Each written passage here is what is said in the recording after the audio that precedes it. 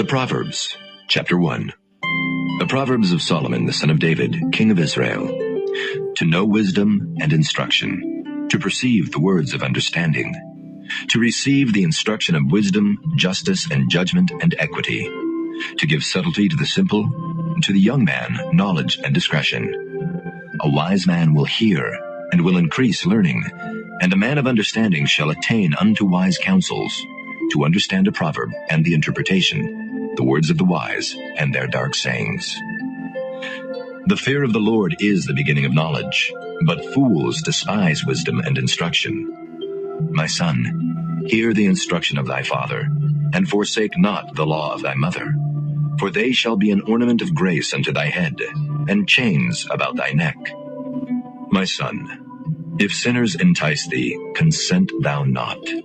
If they say, Come with us, let us lay wait for blood, let us lurk privily for the innocent without cause, let us swallow them up alive as the grave, and whole as those that go down into the pit. We shall find all precious substance, we shall fill our houses with spoil. Cast in thy lot among us, let us all have one purse.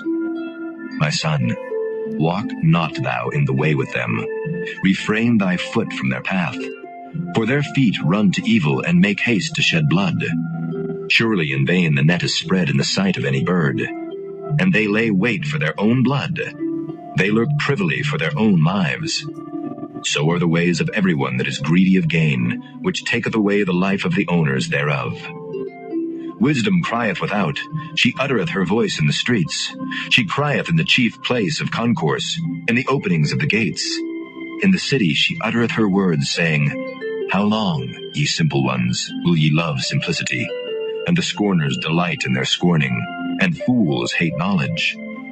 Turn you at my reproof. Behold, I will pour out my spirit unto you. I will make known my words unto you. Because I have called, and ye refused. I have stretched out my hand, and no man regarded. But ye have set at naught all my counsel, and would none of my reproof. I also will laugh at your calamity. I will mock when your fear cometh.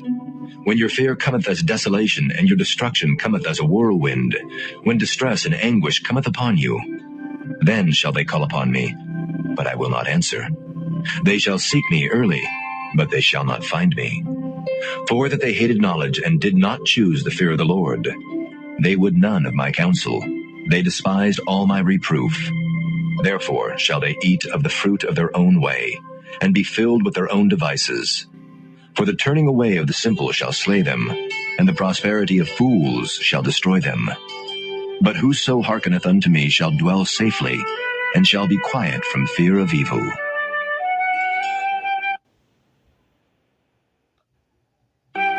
Chapter 2.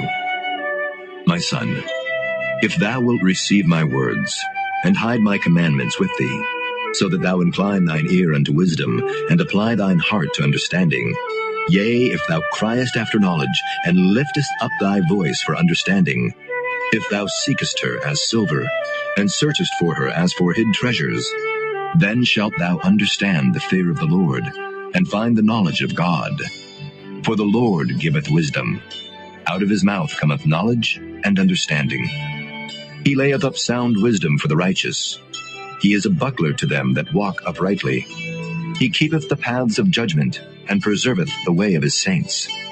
Then shalt thou understand righteousness, and judgment, and equity, yea, every good path.